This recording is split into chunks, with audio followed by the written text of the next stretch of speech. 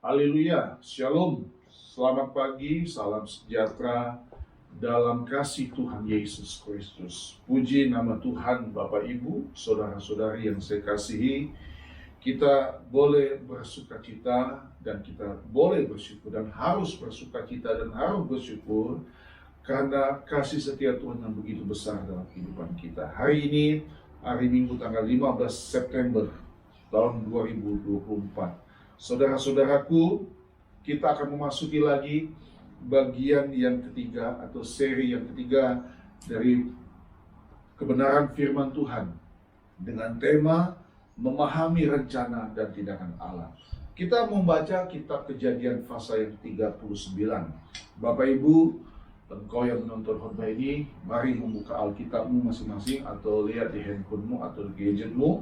Kejadian pasal 39 ayat 1 sampai 4 dan nanti kita juga membaca ayat 21 sampai 23. Mari Bapak Ibu yang saya kasihi, kita akan melihat seri yang ketiga ini luar biasa ya saudara-saudara, kisah tentang seorang yang bernama Yusuf ya. Kejadian 39 ayat 1 sampai 4. Yusuf di rumah Potifar.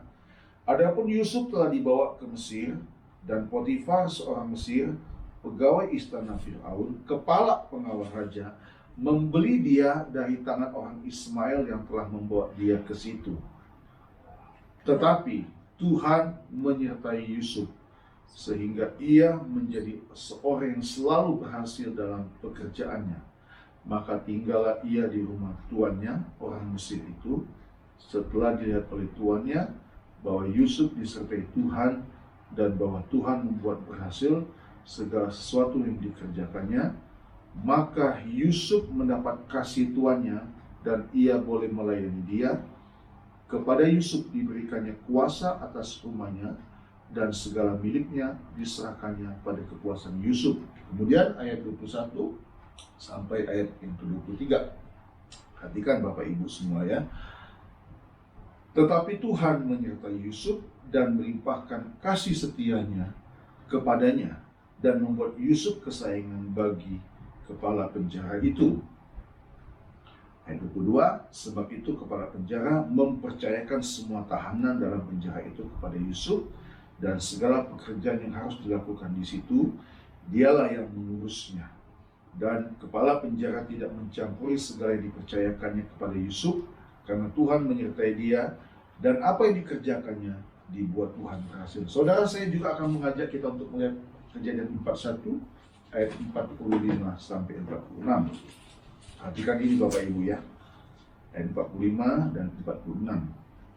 Lalu Fir'aun menamai Yusuf Zafnat Pa'anea serta memberikan Asnat anak Potifera imam di On kepadanya menjadi istrinya. Demikianlah Yusuf muncul sebagai kuasa atas seluruh tanah Mesir. Ayat 26. Yusuf berumur 30 tahun ketika ia menghadap Fir'aun, raja Mesir itu. Maka pergilah Yusuf dari depan Fir'aun, lalu dikelilinginya seluruh tanah Mesir. Jadi Yusuf menjadi penguasa di Mesir berumur 30 tahun ya saudara-saudaraku. Nah, kalau kita membaca juga di ayat 37 itu, Yusuf itu berumur 17 tahun. Jadi 13 tahun dalam 2 fasa atau 3 fasa ini kita melihat ya saudara-saudara ya, bahwa kehadiran Tuhan dalam kehidupan Yusuf ini sungguh nyata ya, sungguh. Nah, saudara, kita boleh melihat ya, kisah tentang Yusuf ini memberikan begitu banyak pelajaran yang sangat penting bagi kita orang percaya. Saya selalu ya saudara bersama dengan istri membaca Alkitab pagi dan malam. Kita harus membaca firman Tuhan. Ya, kalau perjanjian lama kami baca itu malam. Kalau pagi itu perjanjian baru. Saudara-saudara, Alkitab memuat kisah-kisah orang-orang yang luar biasa. Yang kalau kita membaca orang-orang ini tiba-tiba tidak bisa menjadi super, menjadi berhasil, menjadi sukses tanpa ada penggelojokan atau tanpa ada proses yang mereka alami dalam kehidupan mereka. Ya. Dan hari ini dalam seri yang ketiga, memahami rencana dan tindakan Allah, saya ingin mengajak kita untuk menyorot soal Yusuf ini, saudara-saudaraku. Bagaimana dalam khotbah yang tidak panjang ini ya saudara, kita boleh memetik satu hal yang luar biasa ya, perjalanan hidup anak dari Yakub ya, anak dari Yakub dan Rahel ini ya, begitu luar biasa dan tentu sangat memberkati setiap kita. Tadi kita baca ya, satu waktu dia ada di rumah Potifar ya, seorang yang menjadi orang kepercayaan dari Firaun ya, di rumah Potifar, pegawai istana Firaun, kepala pengawal raja ya. Kemudian di episode berikutnya Yusuf ada di dalam penjara ya, kita tahu ceritanya. Kemudian dan setelah itu Yusuf ada di istana raja, diangkat menjadi penguasa di Mesir. Ini kan hal yang luar biasa saudara-saudaraku. Semua itu Yusuf jalani selama 13 tahun. 13 tahun itu waktu yang tidak juga terlalu lama, tapi tidak terlalu sebentar. Dan 13 tahun itu tentu Yusuf bisa dikatakan adalah fase-fase yang sangat berat ya saudara-saudaraku ya. Nah, memang kalau kita baca sejak pasal 37 ya saudara tentang Yusuf ini ya, perhatikan saudara, sejak dari kecil Yusuf ini memang sudah berbeda dengan saudara-saudaranya ya. Yusuf ini sudah berbeda. Saya ajak kita untuk melihat pasal 37 saudara-saudaraku. Saya baca ayat 1 sampai dengan 3. Perhatikan. Pasal 37 ayat 1 sampai 3. Yusuf dan saudara-saudaranya. Adapun Yakub, ia diam di negeri penumpangan ayahnya, yakni di tanah Kanaan. Inilah riwayat keturunan Yakub. Yusuf tatkala berumur 17 tahun jadi masih muda. Perhatikan, masih muda. Biasa menggembalakan kambing domba bersama-sama dengan saudara-saudaranya, anak-anak Bilha dan Zilfa, kedua istri ayahnya. Saudara perhatikan, Alkitab menulis jadi masih sangat muda, masih muda. Nah, buat penonton khotbah ini yang masih berumur sepantaran Yusuf, saudara, ini contoh teladan yang bagus. Sejak muda biasakan untuk selalu mengerjakan segala sesuatu ya. Kemudian lihat, dan Yusuf menyampaikan kepada ayahnya kabar tentang kejahatan saudara-saudaranya. Nah, saudara perhatikan, di sini ada perbedaan yang tadi saya bilang. Ayat ketiga, Israel lebih mengasihi Yusuf dari semua anak yang lain, sebab Yusuf itulah anaknya yang lahir pada masa tuanya. Dan ia menyuruh membuat jubah yang maha indah bagi dia.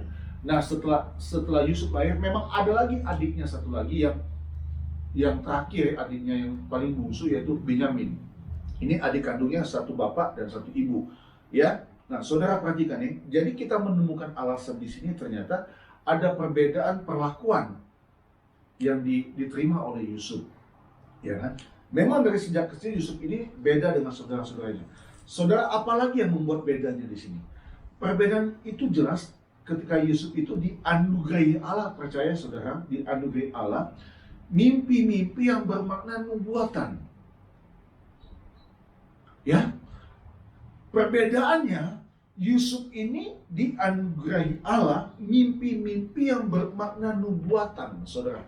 Sesuatu yang nanti sekian tahun kemudian mimpi itu terjadi.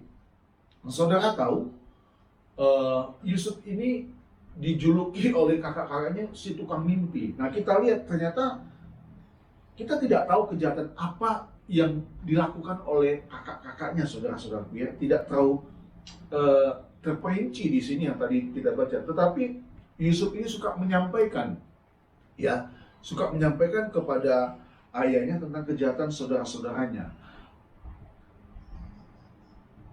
Dan kalau kita melihat saudara-saudaraku, perlakuan Yakub kepada Yusuf ini memang berbeda, memang sangat berbeda, ya.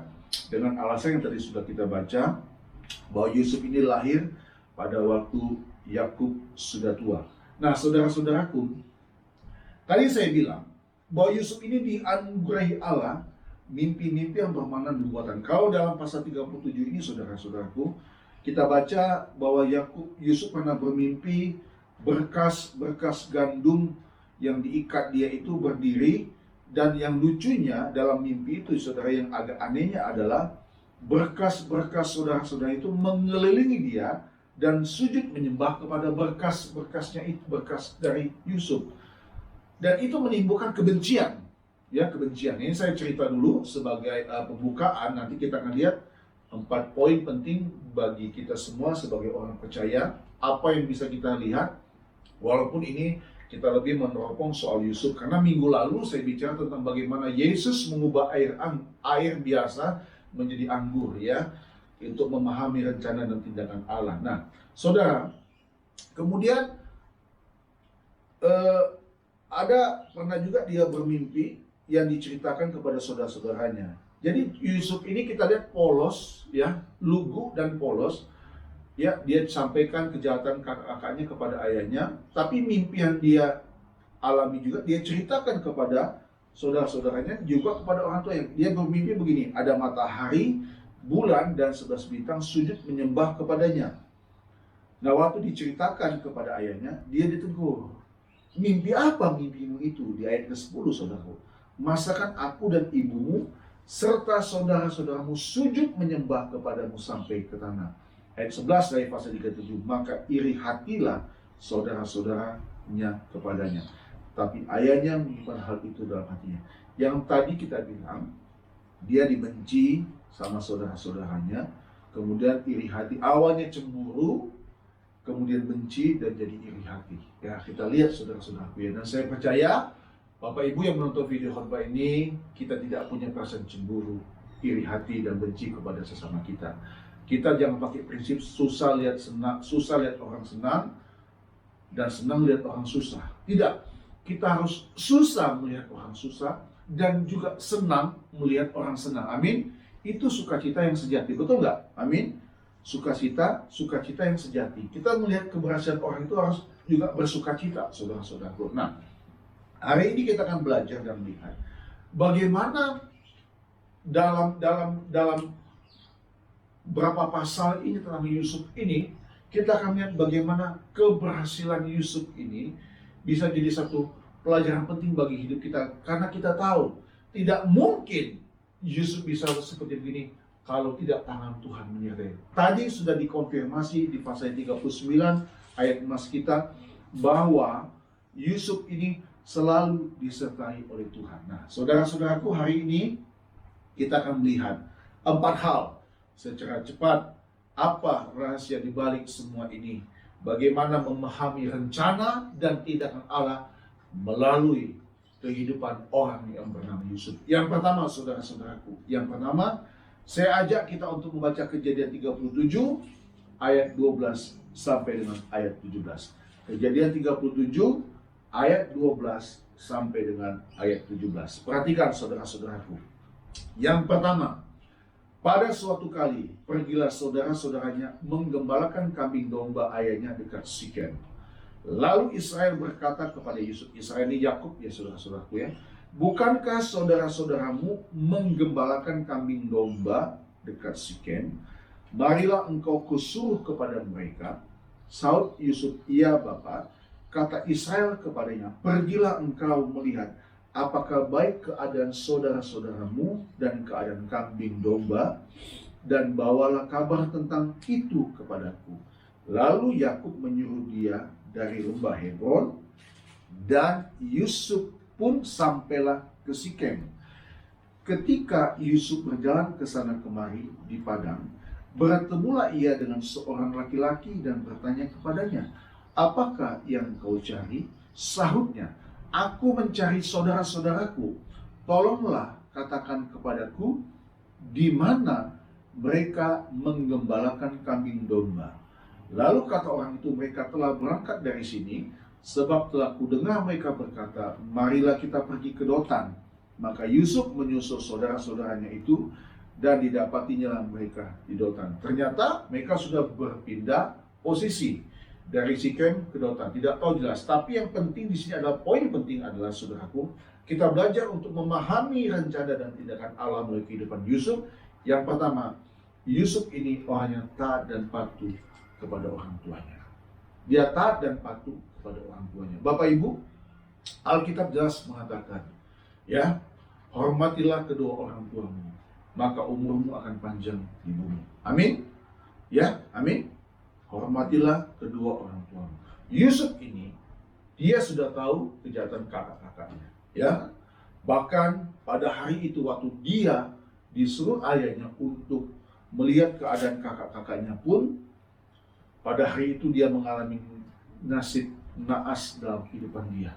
Karena dia diperlakukan sangat tidak baik oleh kakak-kakaknya. Kita tahu apa itu, saudara-saudaraku, ya. Tapi yang penting di sini adalah yang pertama, Yusuf taat dan patuh kepada orang tua. Tulis taat dan patuh kepada orang tua. Saudara, apapun yang dibuat Tuhan dalam kehidupan kita, tidak boleh mengubah sikap kita kepada orang-orang yang kita kasih, terutama kepada orang tua kita. Kita punya pengalaman hidup masing-masing, Bapak Ibu, ya, saudara-saudaraku. Ya, tetapi izinkanlah saya untuk berkata, hormati orang tua, taati selagi dia masih ada, dia masih buat hidup, dia masih hidup dalam dunia ini. Apapun yang pernah dibuat orang tuamu dalam kehidupanmu, kalau itu sesuatu yang sangat baik, itu selalu kita kenang dan kita ingat selamanya. Tapi kalau itu sesuatu yang tidak enak buat diri kita, kita lupakan. Amin, saudara-saudaraku. Nah, Yusuf ini, saudara, tidak membantah, tidak melawan kata bapaknya. Taat dan patuh kepada orang tuanya. Memang klise kedengarannya, tetapi saya percaya ini bagian dari penyertaan Tuhan atas kehidupan Yusuf. Saya percaya itu. Karena dia sudah memulai dari hal kecil. Kalau dia taat dan patuh kepada orang terdekat, nanti kita akan lihat dalam perjalanan selanjutnya, kita tahu bersama, ya, kepada Potifar, ya, kepada kepala penjara, dan pada akhirnya puncaknya kepada Firaun, saudara-saudara. Kita lihat ada semacam tahapan-tahapan di sini, saudara. Jadi benar Alkitab katakan, Yesus pernah berkata, setialah engkau pada hal kecil, nanti Tuhan percayakan kepadamu hal yang besar. Amin. Nah, saudara, untuk memahami rencana dan tindakan Allah, minggu lalu saya katakan, lakukan saja bagian kita. Seperti pelayan-pelayan yang minggu lalu saya sudah khotbahkan tentang bagaimana air biasa menjadi air anggur. Pelayan-pelayan itu hanya melakukan bagian mereka. Cedok aja air itu dan bawa kepada pemimpin pesta. Hari ini kita lihat, satu, taat dan patuh kepada orang tuanya. Bapak Ibu, izinkanlah saya untuk berkata bahwa hubungan kita dengan orang tua kita, hubungan kita dengan saudara-saudara kita tetap harus kita jaga, sekalipun kita mendapat satu perlakuan tidak baik. Dan nanti kita akan lihat yang kedua, saudaraku, ya, ada apa di balik rahasia tentang Yusuf ini, bagaimana memahami rencana dan tindakan. Jadi yang pertama, taat dan patuh kepada orang tua. Saudara-saudara, anak-anak muda yang menonton video khotbah ini, hormati kedua orang tuamu, ya, cintai kedua orang tuamu, ya. Cintai kedua orang tuamu karena mereka adalah orang yang dipilih Tuhan untuk menjadi orang tuamu, ya.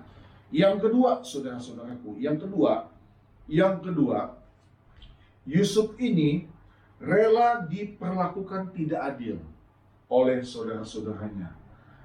Yang kedua, rahasianya bagaimana memahami rencana dan tindakan Allah. Yusuf rela diperlakukan tidak adil. Saudara, dia dibuang ke dalam sumur. Dia dibuang ke dalam sumur dan hampir dibunuh, saudara-saudaraku. Tapi akhirnya dia hanya dijual kepada orang-orang Ismail yang sedang lewat. Rela diperlakukan tidak adil. Saudara, bukankah Yesus Kristus Tuhan kita diperlakukan tidak adil waktu di hadapan Mahkamah Agama? Ya, jadi kalau hari ini ada Bapak Ibu yang mengalami perlakuan sama, saudara, kuncinya nanti kita akan lihat yang ketiga, ya. Kita harus benar-benar memahami bahwa ini semua bagian dari rencana dan tindakan Allah. Saya percaya Yusuf yang masih sangat muda itu, ada roh Allah yang menyertai hidup Yusuf, ya. Saya sedang menduga-duga, mengira-ngira, walaupun itu hanya tafsiran pribadi saya, saudara-saudaraku. Barangkali ada yang membisikkan Yusuf, kamu tetap kuat saja, kamu tetap tenang saja, ya. Nanti tunggu waktunya Tuhan.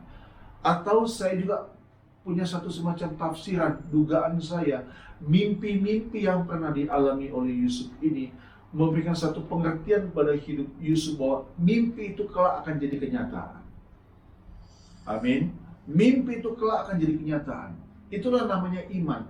Di awal 2 minggu yang lalu saudara saya katakan, untuk memahami rencana dan tindakan Allah, kita membutuhkan apa yang namanya iman percaya kepada Tuhan. Haleluya, saudaraku.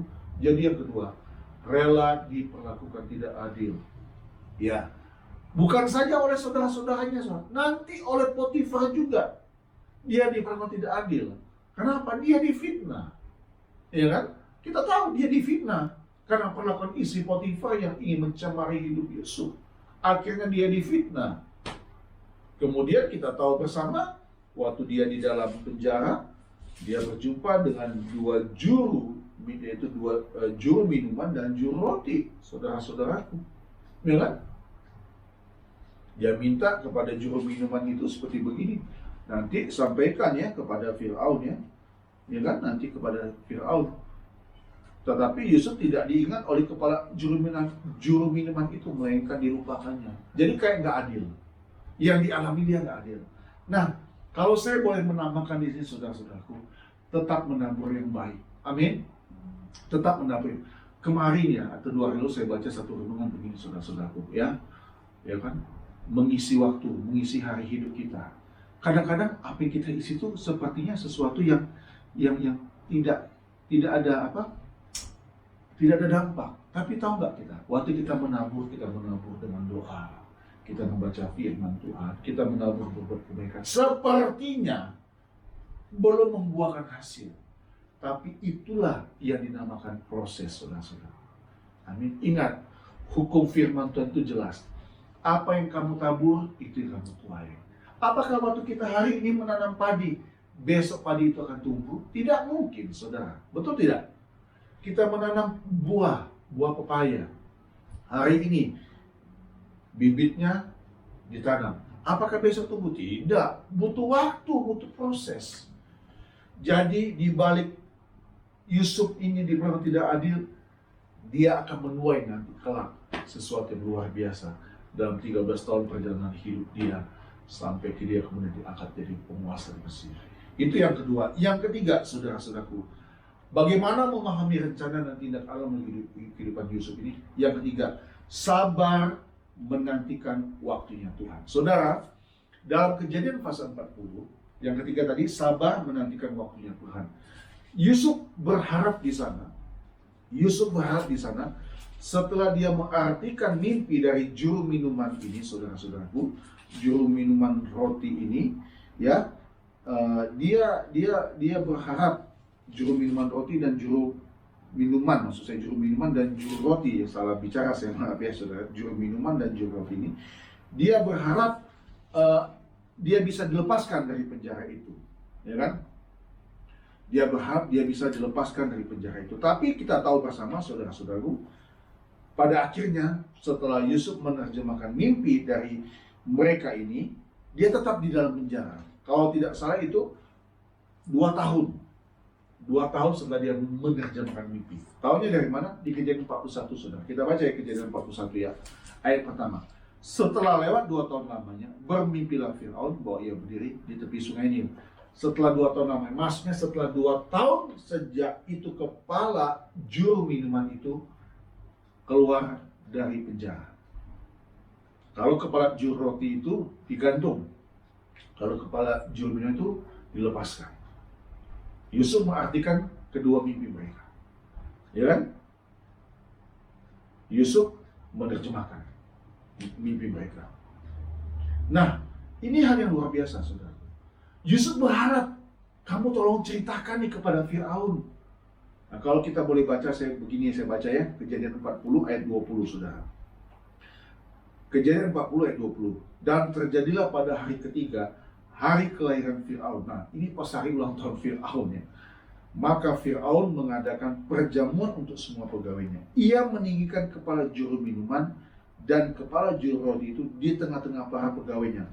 Kepala juru minuman itu dikembalikannya ke dalam jabatannya, sehingga ia menyampaikan pula piala ke tangan Firaun. Tetapi kepala juru roti itu digantungnya, seperti yang ditakdirkan Yusuf kepada mereka, yang dia terjemahkan mimpinya kan ya. Tetapi Yusuf tidaklah diingat oleh kepala juru minuman itu, melainkan dilupakannya. Karena begini saudara-saudaraku ya, karena begini, Yusuf berharap juru minuman ini menceritakan, ya kan, menceritakan kepada Firaun hal ihwal tentang dia, ya kan? Di mana ayatnya? Kejadian 40 ini saudara, perhatikan ini. Mulai ayat yang ke-12, Kejadian 40 ayat 12. Kata Yusuf kepadanya, beginilah arti mimpi itu. Ketiga carang itu artinya 3 hari. Dalam 3 hari ini Firaun akan meninggikan engkau dan mengembalikan engkau ke dalam pangkatmu yang dahulu, dan engkau akan menyampaikan piala ke tangan Firaun seperti dahulu kala ketika engkau jadi juru minumannya. Ini di ayat ke-14. Itu tadi saya bilang ya.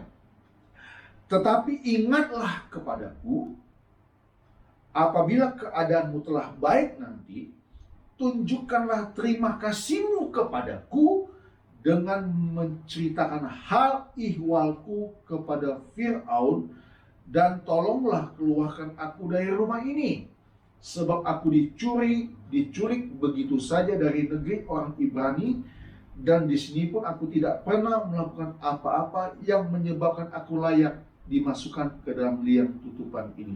Tapi kan kita tahu bersama, juru minuman ini lupa. Saya belajar di sini satu hal ya. Ini saya belajar bahwa ternyata saudara-saudaraku, apapun yang kita perbuatlah untuk Tuhan, bukan untuk manusia. Maksudnya begini, kadang-kadang jujur saudara, waktu kita berbuat sesuatu yang bermanfaat bagi orang lain, jujur nih, di hati saya nih ya, kadang-kadang kita mengharapkan pujian manusia, minimal ucapan terima kasih. Tapi orang ini kadang-kadang lupa untuk ucapkan terima kasih. Nah, saya belajar di sini saudara-saudara, bahwa ternyata kamu lakukan saja apa yang baik. Kamu tidak usah berharap orang itu untuk mengucapkan terima kasih kepadamu. Amin. Iya, saudara-saudaraku, saya belajar. Tapi dalam terjemahan lain, buku yang pernah saya baca tentang Yusuf ini, saudara, ternyata memang ini terjemahan tafsiran dari buku itu, bahwa Yusuf ditahan dulu 2 tahun di dalam penjara setelah juru minuman itu kan, supaya Yusuf benar-benar punya hati siap untuk mengampuni kelak saudara-saudaranya. Benar juga saudara-saudara, karena kita tahu bersama Yusuf ini kan diperlakukan tidak adil ya, tadi saya bilang yang kedua, dan itu tidak enak saudara-saudara. Betul atau betul saudara? Kita ini kalau diperlakukan tidak adil pada kita sudah berbuat yang baik ya, kita tahu-tahu dilupakan orang, ya kan? Hati kita tuh kayak gimana? Nah ini jengkel, dongkol, kesal. Saudara, ternyata saya belajar juga di sini untuk memahami rencana dan tindakan Allah. Ternyata hati kita ini perlu diproses. Amin, betul nggak? Ya, kalau kita baca ayat tadi ya, ingatlah kepadaku apabila keadaanmu telah baik, tunjukkanlah terima kasihmu kepadaku. Ayat kan? Jangan saudara, jangan. Kita belajar di sini. Saya ingat apa yang ditulis dalam Injil Lukas. Saya nggak catat ya, tapi Injil Lukas 14 ayat 14 menulis begini. Saya baca untuk kita semua. Lukas 14 ayat yang ke-14. Lukas 14 ayat yang ke-14. Lebih baik kita mulai baca ayat 12. Lukas 14 mulai ayat 12. Nanti ayat 14 yang perhatikan saudara. Siapa yang harus diundang? Dan Yesus berkata juga kepada orang yang mengundang dia, apabila engkau mengadakan perjamuan siang atau perjamuan malam, janganlah engkau mengundang sahabat-sahabatmu atau saudara-saudaramu atau kaum keluargamu atau tetangga-tetanggamu yang kaya, karena mereka akan membalasnya dengan mengundang engkau pula, dan dengan demikian engkau mendapat balasnya. Tetapi apabila engkau mengadakan perjamuan, undanglah orang-orang miskin, orang-orang cacat, orang-orang lumpuh, dan orang-orang buta. Ayat 14 saudara perhatikan. Dan engkau akan berbahagia, karena mereka tidak mempunyai apa-apa untuk membalasnya kepadamu. Sebab engkau akan mendapat balasnya pada hari kebangkitan orang-orang benar. Ini yang mendasari saya ke depan sesuatu yang akan saya lakukan untuk apapun itu, untuk orang lain, untuk pekerjaan Tuhan. Saya berdoa, Tuhan, biarlah motivasi kami motivasi yang tulus, tidak mengharapkan ucapan terima kasih, tidak mengharapkan balasan orang lain. Amin, saudara-saudara. Ini penting supaya kita berbahagia dan pasti akan berbahagia. Amin, luar biasa. Jadi yang ketiga, sabar menantikan waktunya Tuhan. Ini kunci bagaimana untuk memahami rencana dan tindakan Allah. Jadi Yusuf diproses lagi 2 tahun, ya. Oke. Nah, yang keempat ini saudaraku yang biasa selalu menjadi ajaran orang percaya, dan ini inti juga dari cerita perjalanan Yusuf bagaimana untuk memahami rencana dan tindakan Allah. Dan kita tahu bersama yang keempat ini sesungguhnya luar biasa yang juga dilakukan oleh Tuhan Yesus. Yang keempat, mau mengampuni saudara-saudaranya. Amin, saudaraku. Itu saja. Ayatnya banyak di sini.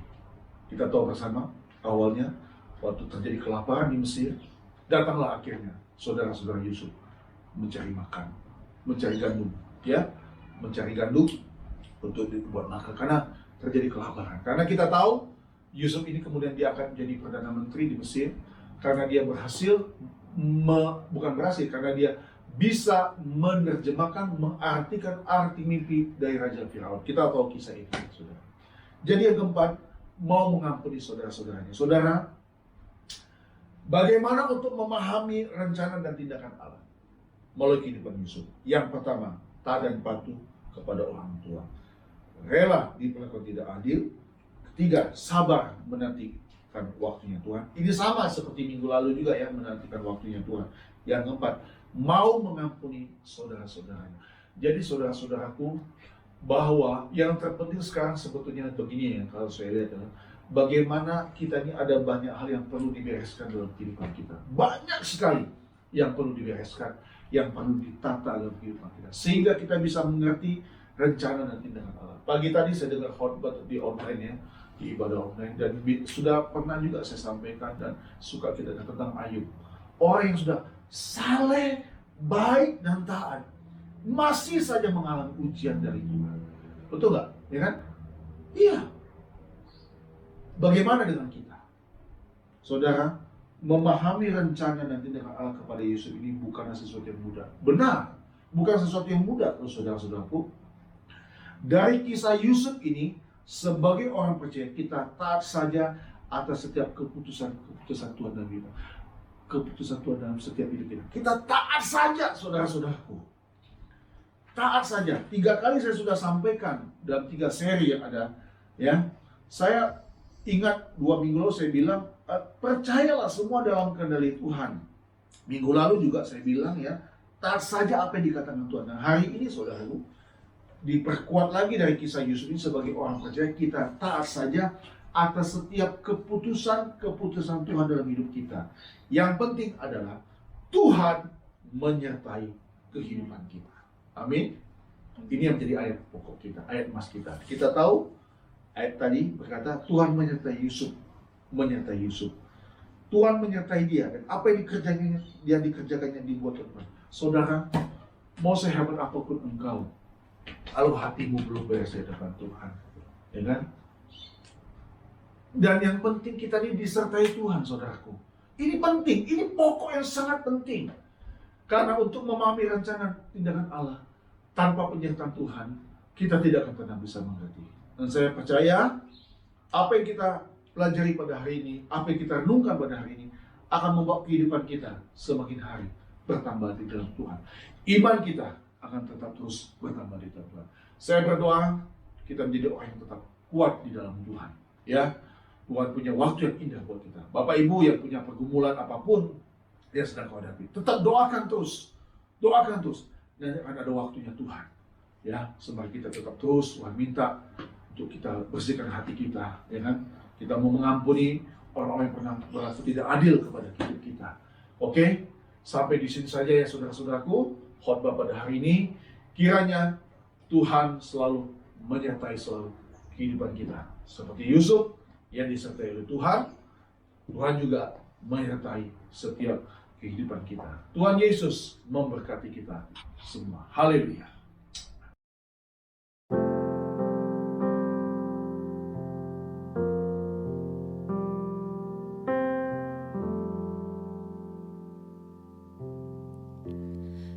Pujilah aku, Tuhan.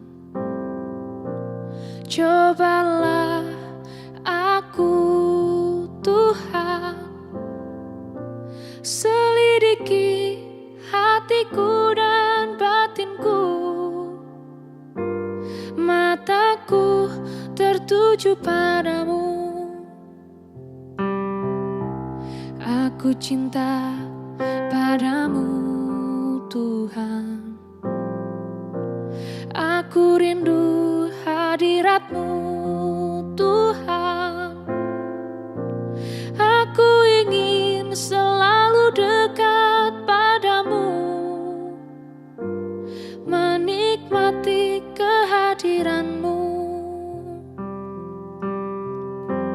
Ku nyanyi Hosana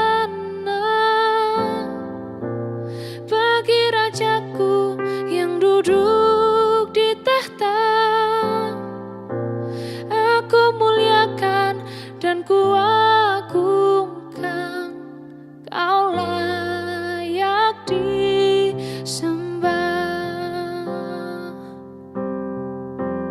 Aku cinta padamu, Tuhan. Aku rindu hadirat-Mu, Tuhan. Aku ingin selalu dekat padamu,